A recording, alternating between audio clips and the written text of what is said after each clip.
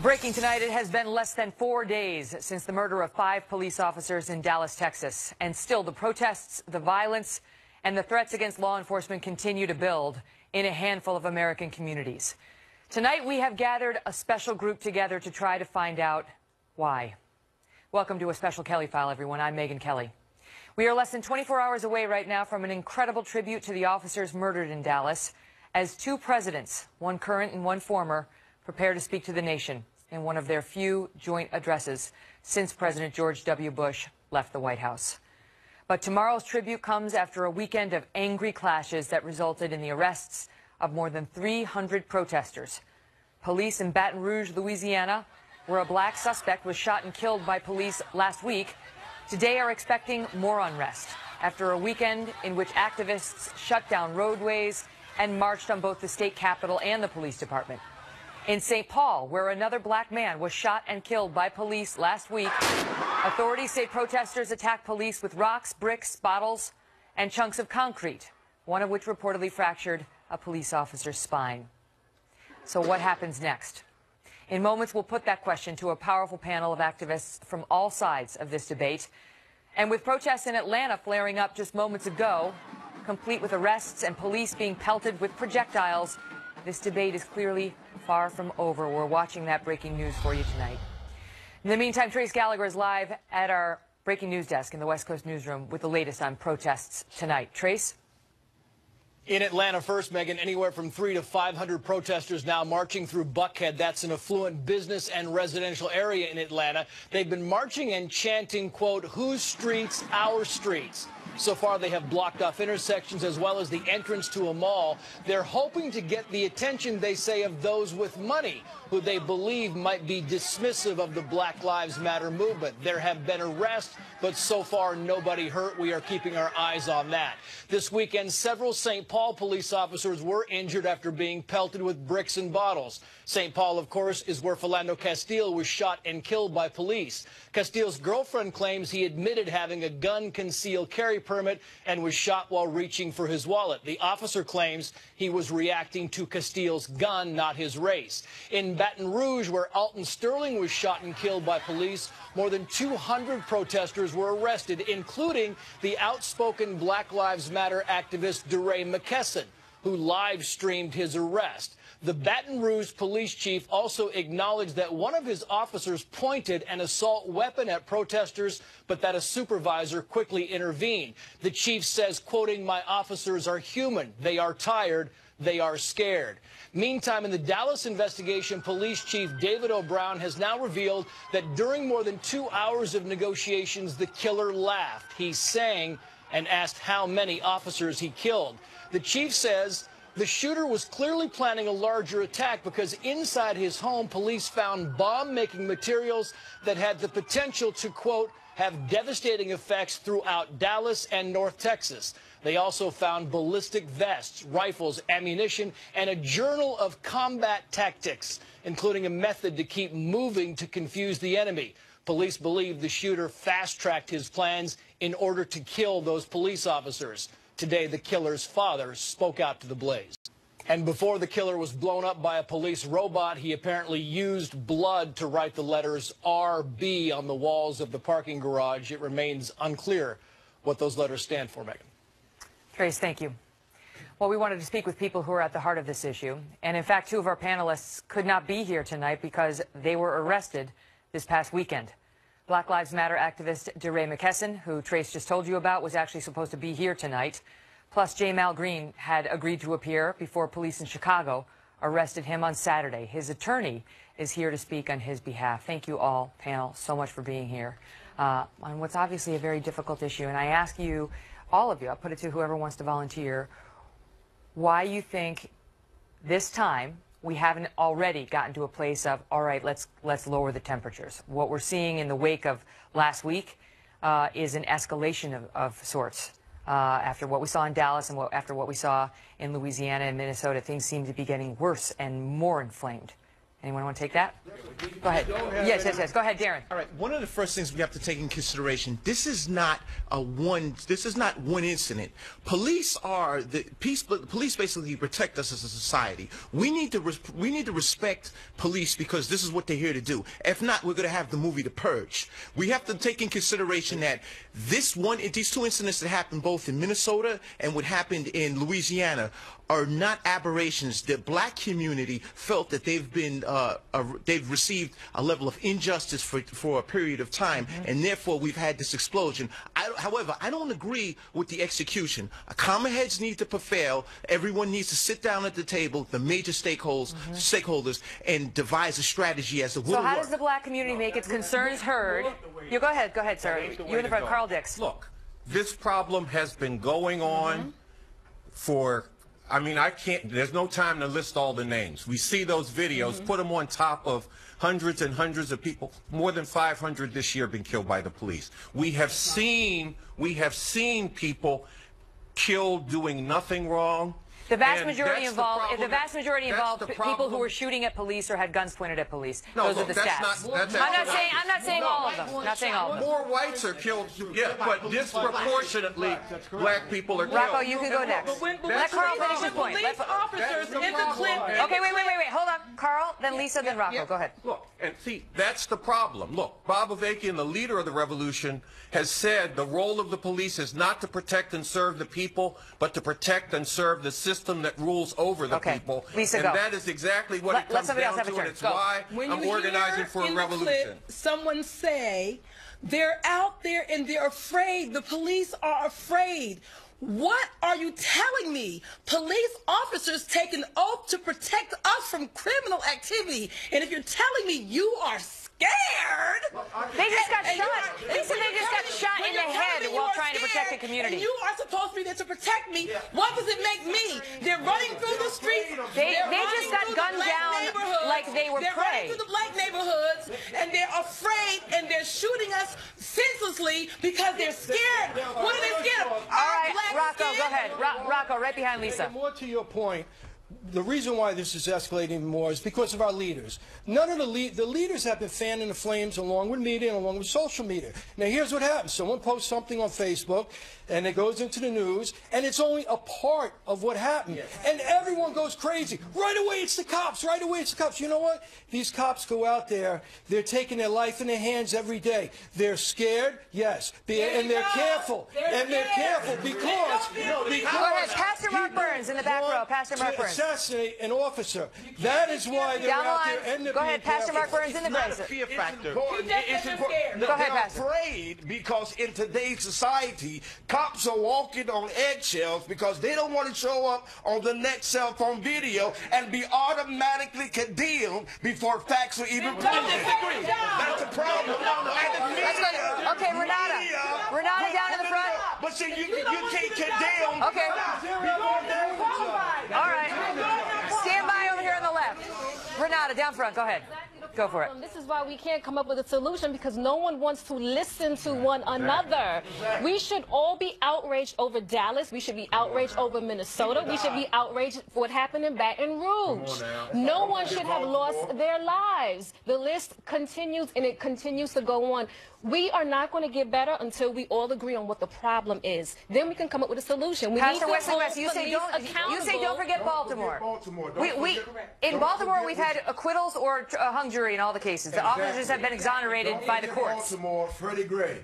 I'm a pastor there in Baltimore, a young pastor at that. Even as a pastor, I'm afraid to come out my church. Let's be honest. The police are not trained properly. They police this community. They're not even from the communities in which they're policing. But what specific? Can I ask you specifically in Baltimore? Because in that case, so far we've had acquittals of the officers there. They've had their day in court, and they have been acquitted by an African American judge. Yes. No, let him answer. Let him answer. Go ahead. Remember, the system is designed to protect the system, not the citizens. So is the judge racist? Is the judge issuing racist decisions? I would say again, the system is set. However we want to take that, the system is set and designed to protect the system. Well, Bill Stanton, go ahead.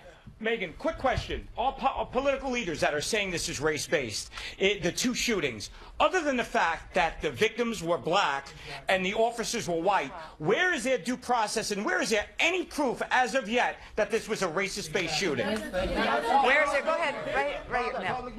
I'm gonna. No, this. Sorry, Lauren, and then I'm gonna get over this to you guys. The point is the right one that you made a minute ago, right?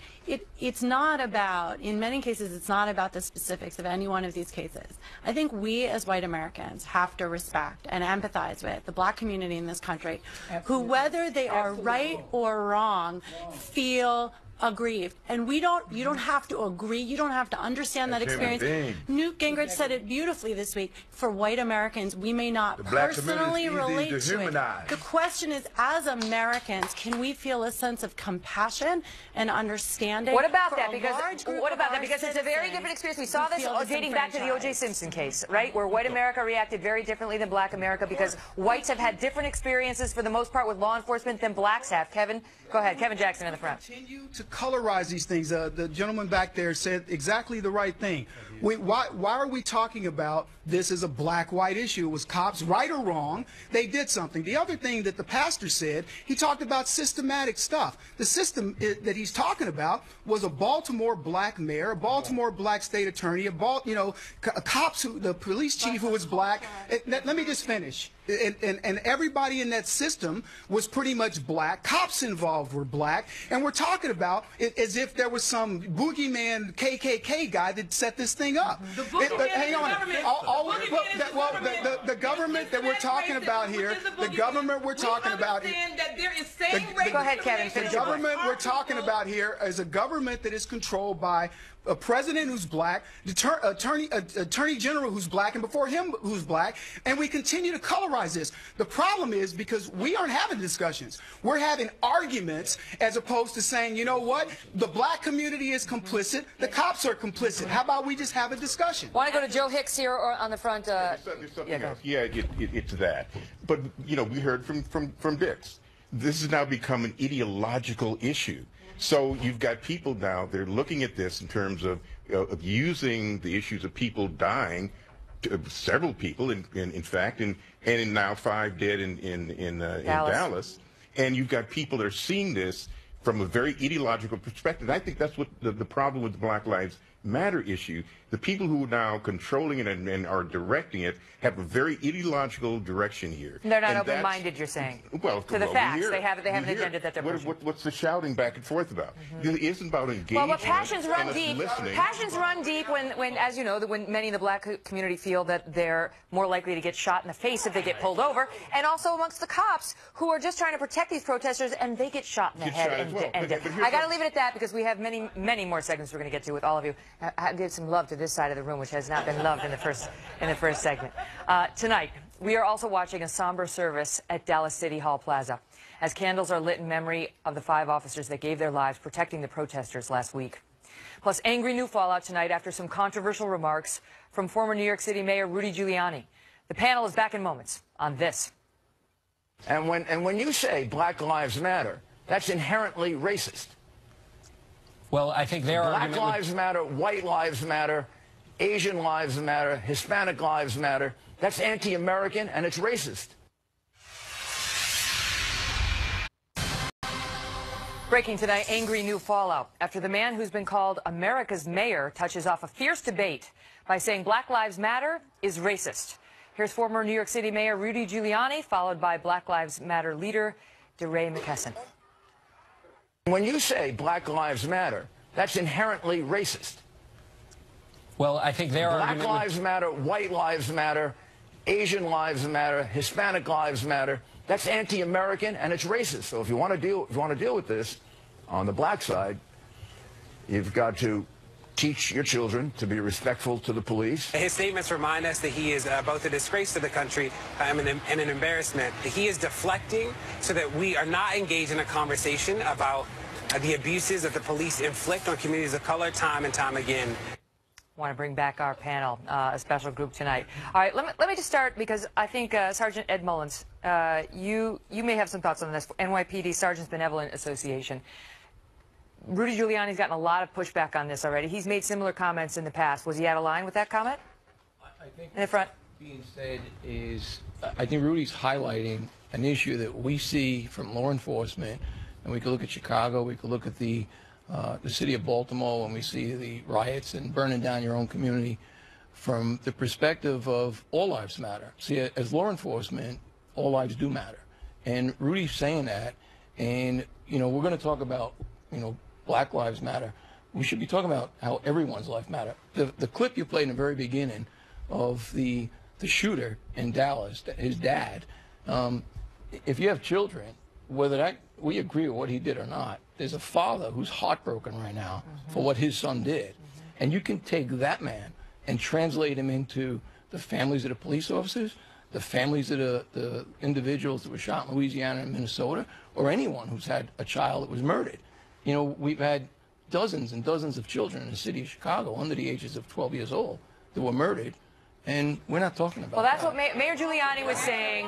Black Lives Matter. Mayor Giuliani was saying that Black Lives Matter only cares when the black life that's taken is taken by a white police officer. That was his point. Okay, in the back. Go ahead, Pastor Mark Birds. Yes.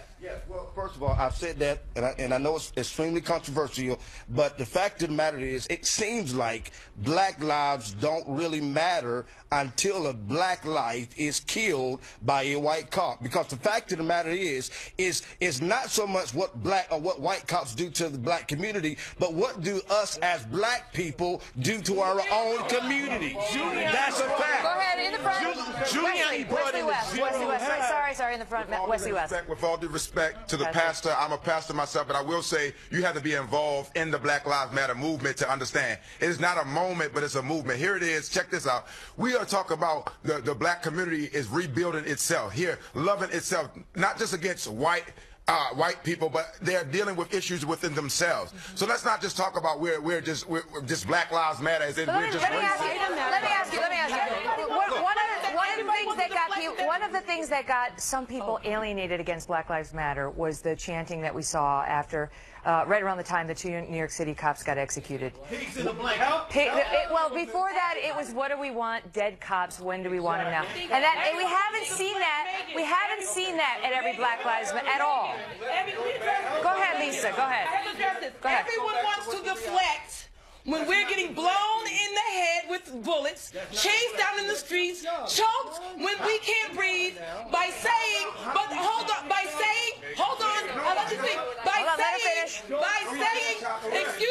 by saying that blacks are killing blacks. Hold on, let me finish. Let her finish. Let Lisa finish. Everybody always says when we get shot in the head and when we're killed in the streets, but blacks are killing each other. Number one, oh, you want to kill us too? Number two, let's be real clear. Racism and murder in your community is interracial. 87% of all the white murders happen in the white community, perpetrated by whites. It's no different than our community, but you just see us on TV doing it. All communities murder each other. It's interracial. So don't try to deflect. Go ahead, in the back. Don't try to deflect. The fact is that Black Lives Matter is a racial, radical, evil organization. They are worse than the KKK. Wait, let him have a say. They are worse than the KKK. And Black Americans who are suffering are not suffering because of racism. They are suffering because they are growing up without fathers and mothers in the home. And these kids are first being made angry in the home about that. And rather than dealing with that anger, Let him finish. Go ahead. Rather than dealing with that anger, they go out into the community and they have people like Jesse Jackson and the NAACP, Barack Obama and others telling them it's the white man. And when you're already angry, it's hard to believe the truth. We're going to talk about Barack Obama in a minute, but I want Chris Hahn, you had your hand up. Right there, yeah. Go ahead, Chris Hahn. I'm trying to go back to Giuliani. And I think what he says reflects a fundamental problem white America has with understanding racism in America. They see a black president and they say, like a broken arm, it's healed. Exactly. Unfortunately, racism is like alcoholism. It is there under the surface. It is always there. we need to be vigilant to watch out for it. And the Black Lives Matter movement is not asking you to choose between black and white lives. It's asking you to acknowledge this racism that is fundamentally exists in America.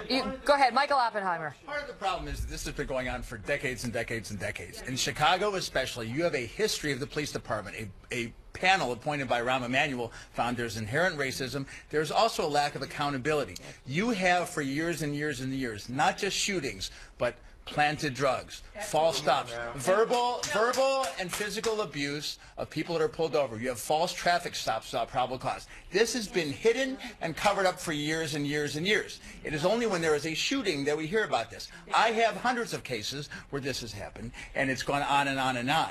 And then when this happens, so we need better training of police officers. We need psychological training so they can deal with mentally ill people. Recently, a person was shot swinging a bat far away from a police officer. Okay. And then we'll talk about whether anything needs to happen, with the constituents, with the crime rate, with the fatherless families, whether that plays any role, as we just heard, alleged. Wait, and we'll do that right after this commercial break. We've got to pay the bills. We're also hearing some sharp new questions tonight about President Obama and how he's handled this issue. Britt Hume had some strong words for President Obama tonight. That's next. He has made his sympathy for the Black Lives Matter movement obvious, and never mind that the whole premise of that movement seems to be fallacious.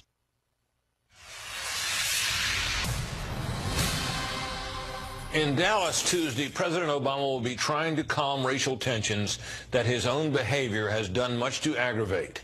From his denunciation of the Cambridge, Massachusetts police as acting, quote, stupidly in the arrest of black Harvard law professor Henry Louis Gates, they didn't, to his assertion that the motives of the Dallas cop killer are unclear, they aren't.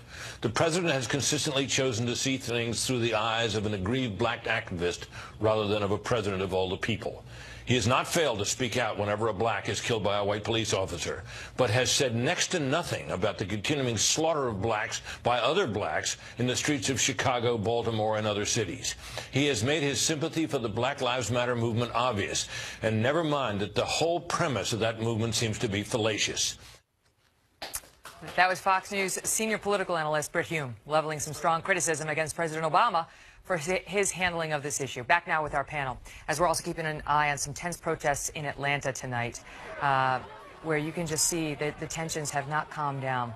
They have not calmed down in the wake of what we saw in those three cities last week. 2 black men killed by police, and then Dallas, Texas, 5 police officers murdered. Anthony Calandra, you've got your hands up in the back. Yes, I couldn't agree with Britt Hume more.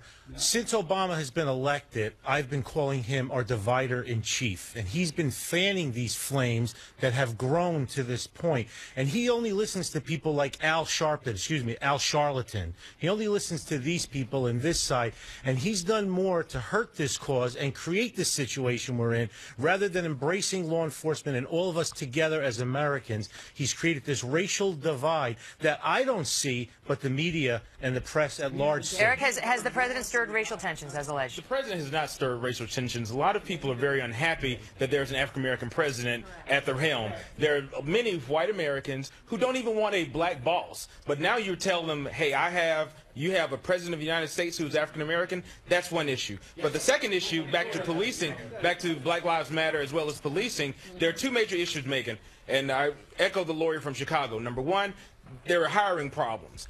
The police officers need to be psychologically screened before hiring. Some of these people who go on and get a badge, they should not have any type of job involving a gun or any type of security. Real quick, Secondly, no, let me finish, Kevin. And the second issue are quotas. The second issue are quotas involving African Americans and poor people who are stopped and harassed by police, because police are put on a quota system that they have to write a number of tickets and also make arrests. And you're saying that hurts the African Americans? Janine Varelli, go ahead. The issue is socioeconomic as well. Let me It's just not just say black. this. Obama continues to be the community activist that he is. Instead of being a leader for our country, he weighed in from Poland on what happened in Dallas, didn't have all of the details. And when it came down to the individual being a black racist, Obama changes the narrative to blame guns for what happened, because being a black racist doesn't fit his narrative to say that black Americans are victims. Gail Trotter in the front. Go ahead. Just for Gail. That's right, because all Americans should let President Obama know that this example of what happened last week should not be another excuse to advance his ideological goal to eliminate guns in the United States. Because communities like Chicago that are run by Democrats... But we'll get to guns, but the question is, as President Obama alleges, that the president... As Britt Hume alleges, the president highlighted cases, for example, in Ferguson, Missouri, which we now know was built on a lie.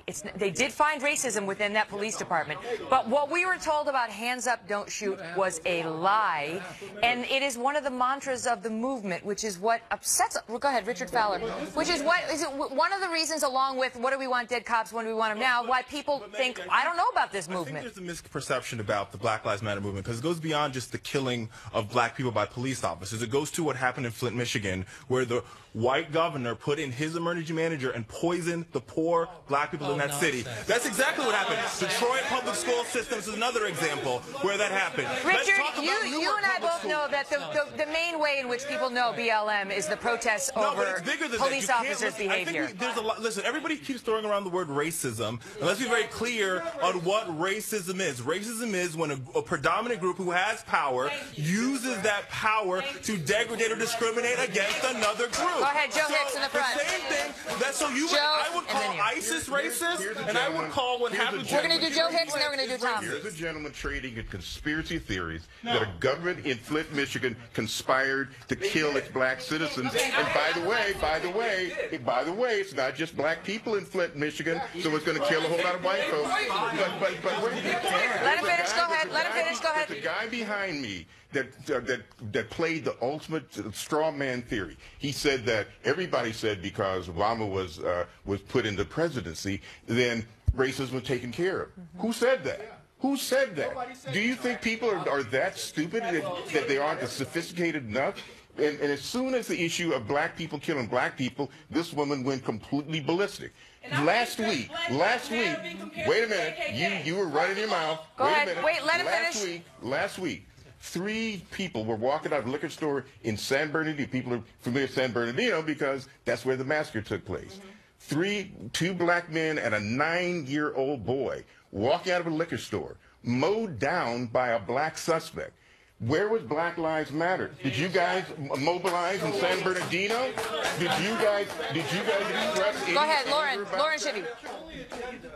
We can argue about this all day. Conservatives and liberals agree that we need criminal justice reform immediately. This is not a partisan issue. This is an issue based on fact. You've got the Koch brothers. You've got Rand Paul working with Cory Booker because there are systematic issues in our criminal justice system. But what if we do not deal with them, set aside whether or not we agree on who's racist or who's not, the facts and the numbers speak for themselves, which is why you have ultra-conservative groups. Okay, but as Britt Hume pointed out, but let me challenge that, but as Britt Hume pointed out, there was just a Harvard study that concluded that the police are more likely to shoot whites than blacks, and the man behind the study, an African-American man at Harvard, called the study the most surprising result of his career, that you are more likely to get shot by a police officer if you are a white, they concluded. Go ahead. Actually, we haven't heard from Carl in a while. Go ahead, Carl. It's not right? More white people are shot by police than any other group. That's true. But disproportionately, black people, Native people, and Latinos are the percentages of them shot by police. This was factored in. That fact existed before the study. You're not solving anything by saying they shoot white people too. I'm saying the role of the police is not to protect the people, but to protect the system that rules over them. And the majority of whites that are shot by police officers are guilty of those crimes. Let's talk about we got to wrap. We're going to come right back. Don't worry. Plenty more to go through. It's only 9:36. The night is young. While we keep an eye on these protests in Atlanta, we're hearing a couple of folks suggest that the shooter over in Dallas was a, quote, martyr. We'll put that to the panel when we come back. Welcome back, everybody. We are watching the crowds grow at this candlelight vigil in Dallas. And we saw a provocative headline late today asking whether the Dallas shooter is, quote, a hero or a villain. A hero? For more on that, we turn to our panel. It's really unbelievable. The first correct me if I'm wrong, Controlman, but it's the first African-American Miss Alabama. She won in '83, came out today, '93, and said, I see this guy as a martyr. I see the shooter in Dallas, Texas as a martyr. A martyr? Go ahead. Sorry, go ahead. Now go. So they're getting exactly what they wanted. They wanted us to kill cops, and that's what black people are doing. They're killing cops. They are responding. All right, so we're going to go. So Jessica in the front. Hold on. Jessica's in part of Black Lives Matter. Has never called for the shooting of violence against anyone. Period. What about what do we want? Dead cops? When do we want? What would we like to happen?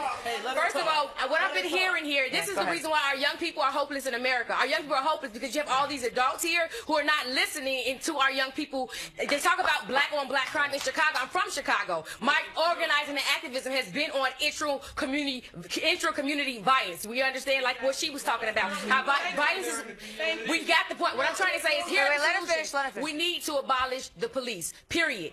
And this demilitarize the police, disarm the police, and we need to come up with community solutions for transformative justice. What we are seeing with all these cases, what we are seeing, can we all agree that a loss of a life is tragic? Can we all agree on that? Can we all agree? I'm asking. I have a point here. No, just keep going. I've been peaceful since I've been here, but I need to speak because I came here from Chicago to speak. Right? And so we all can agree that the loss of a life is tragic. We all can agree that excessive force and extrajudicial killings by law enforcement needs to be stopped. People, black, white, who's going to protect the community if we abolish the police? We need to come up with community solutions. The police force in this country began as slave patrol. Any of that wants to take that? Anybody? Yeah, like somebody who hasn't spoken yet. Kevin, since you're right there, go ahead. Answer: the guy is a villain. It doesn't matter what color he was. Doesn't matter who got killed. He killed people. Is there anybody here who sees that guy as a martyr? No, of course not. You don't see him as a martyr. If he is a martyr, then Dylan Roof, who went into that church and shot 9 people in Charleston, is a martyr. You understand what I'm saying? Are you guys proud of what Dylan Roof did? It's white America. It's white America. It's white. I'm asking. No. Was Dylan Roof a martyr? The answer is no. The answer is no. Okay. All right. Hold on. It's crossing over into the. He wasn't a martyr. We don't want it to be Springer-esque, right? We want it to be Kelly File-esque. Go ahead, Ron Hosko. We have 15 minutes. We need to talk about solutions. We need to invest in our police like we invest in critical infrastructure. If we don't, our bridges fall, our pipelines blow up, our trains run off the rails. What do you do about the cops who are racist, who do have a happy trigger finger? We need leadership. We need to invest in a culture of compliance and constitutional policing. And we don't do it on a shoestring budget where there are too few cops going from 911 call to 911 call, where you can't have Officer Friendly on the street making friends and influencing people because he's in a patrol car flying by to the next call. We have to invest. I'm just curious for any of the cops here what you think would happen if we abolish the police force. Well, Tom, you go in the back. Yeah. All right. First of all, we're not going to abolish it. Let's get back into reality here. We're not going to abolish the police. First of all. Second of all, the shooter in Dallas, as well as the shooter in the church, are both psychotic mutants. All right. So let's call that what it is. Third of all, we live in still a largely racist, sexist, homophobic society. The police are a subculture within our overall culture. I will always advocate for investing in the police and improved training, but until we root out the cancer of racism in our country, as well as sexism and homophobia, we are doomed as a nation. We are divided instead of in the front, yes, Emily Campagna. $80 billion a year right now in our incarceration system, and that's of our $200 billion budget on law enforcement and protection. So right now what I see as a huge discrepancy as well is the poor communities, because they are in turn adversely and greatly impact the minority communities. And so what I see is instead of spending $80 billion on this incarceration system, why don't we shift some of those funds into these drug treatment programs, because what I saw as a federal attorney is that all of these incarceration does not address these highly addictive, for example, example, drug abusers, when we have mandatory minimum sentencing. And there are Republicans and Democrats working on that right now. Bill Stanton, what do you say? I'll tell you why. Because we're all listening to what we're listening to ourselves. Nobody is listening to each other. You know what works? Pastor Wesley and I, before the show started, him and I are as polar opposite as we can get on perception and everything. You and I are talking, we're going to go out for a beer. He's a nice guy. We don't have to agree to get along. And we have to listen to what the other person is actually saying. I've had drinks with Bill many times. I don't recommend it. Can I please say this? Can I please say this? Go ahead, Wesley. Yeah, I want to say this, please. Yeah, you go. I must say this. We're talking about solutions. I love what he just said. It's time for the police to go in on the basis of their relationship and not the basis of their authority. It is the authority that... We are seeing more community policing. We are seeing more partnering with the communities. We were seeing it in Dallas. Okay, in Dallas. Listen, I'm from Baltimore. Again, on the ground. I only see that happen, togetherness and relationship, only when the camera's around. What about when CNN has gone away, Fox has gone away? What happened? Even in Dallas, where those cops were doing that. They were doing that before they were shot down. Very specific. Yeah, go ahead. You talked about investing more in the police. How about we divest from the police and take that money and put into youth programs? We talk about all these crime and violence in our communities. In Chicago, the police spend $4 million a day. $4 million a day, and we're closing 50 schools. The Chicago Police Department takes up 40% of the city's budget. And you look at the crime, you look at the violence, you fund the police. Gotta go. Here's a question. Who can unify Americans when we've already seen, even on this panel, the divisions over this issue? I mean, it gets crazy, but it shows you how deeply the passions run, and this is just a microcosm of what we're seeing in America. Hillary Clinton's answer versus Donald Trump's after the break.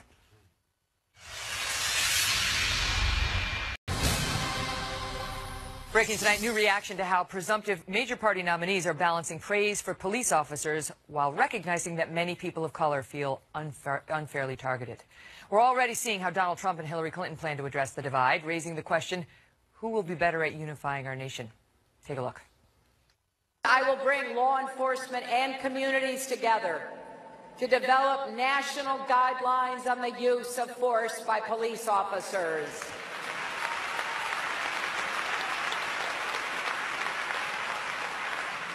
We will make it clear for everyone to see when deadly force is warranted and when it is not. We must maintain law and order at the highest level, or we will cease to have a country.